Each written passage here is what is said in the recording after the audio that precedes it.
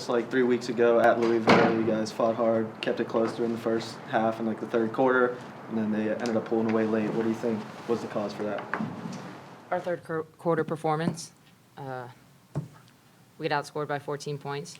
They went on a 12-0 run, I think. That gives them momentum, and we just can't allow that to happen.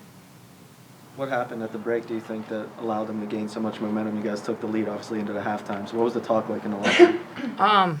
As Coach Susie said, we're going to make adjustments. We were up on them. We had a 2-point lead going into the half. They needed to make adjustments to us, and we didn't respond as well to those adjustments. And as opposed to the first quarter, we gave them the first punch. I think they gave us the first punch in the third quarter. Brandi, it seemed like kind of whatever you were doing in the first half was working in the paint. What changed in the second half that you weren't able to? Was it you weren't able to get the ball as much, or were there fewer open looks? I feel like I didn't come out as strong as I was in the first half because I felt like they kind of changed their aggressiveness, and I felt like I wasn't as aggressive as I should have been, and it kind of let me down a little bit. But I tried to gain it back throughout the game. And you had your career high performance against Louisville last time outright, and you had obviously a good start again today. So what was your mindset like going into this game? Did you think you could get 25 again? Yeah, I just knew that they're the same people. We are the same people. We play the same game. We lace up our shoes the same way. You just got to come out and compete, and the score at the end will kind of play itself out. But we did get kind of outscored, but it's okay. Brenna, I noticed. I thought you didn't play. You were on the bench for like a majority of like the third quarter, and then even into the fourth. Like, were you just getting a rest there, or what was that? Was that just coach's decision? Do you know? Just coach's call when the five that were in went on a run, and I think she stuck with that. And she's great. She's strategic, so I trust her. And then when you guys fell behind by 17 in the fourth, you obviously could have just like mailed it in. So what does it say about your team? You think to be able to come back, cut it to 7? You know, Cassidy Walsh made a couple big baskets to cut it to single digits, and you guys almost pulled it off there. Cassidy brought great energy off the bench. Really, as a leader, as a point guard, really stepped into that role well.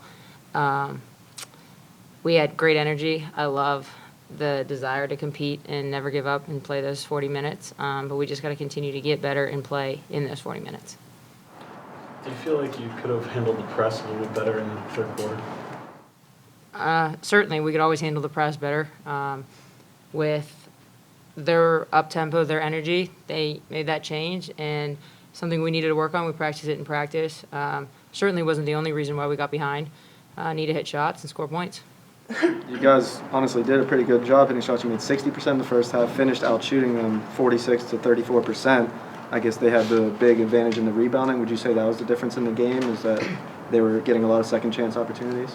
Yeah, if you want to beat ranked teams, you have to rebound and eliminate second shots.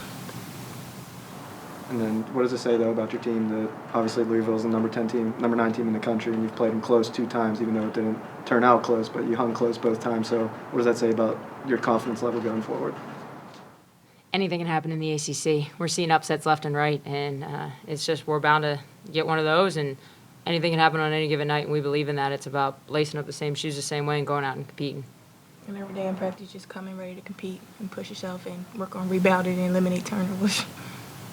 You guys limited Maisha Hines-Allen to 4 points, but Maria Moore was at 20. Did you guys have a game plan for those 2 players specifically coming into the game to shut them down offensively? Mariah Moore had a great game. Shot the ball phenomenal from the perimeter. Misha Hines-Allen was ACC Player of the Year last year. That's obviously someone you need to hone in on. And when you go in a zone, you take away the inside game, and they capitalize on the outside game. She certainly shot the ball well. Obviously, you want take away a higher percentage shot than a lower percentage shot, but hit clutch threes in certain situations, and I give the credit to her.